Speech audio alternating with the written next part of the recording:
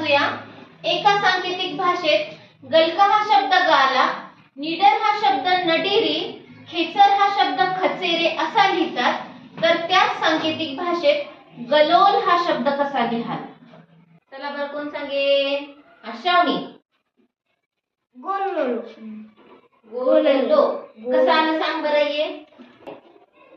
आता हा गलका शब्द आहे. आता ह्या शब्दाला कान आहे. पहिल्या अक्षराला. हा, क या अक्षराला कान आहे.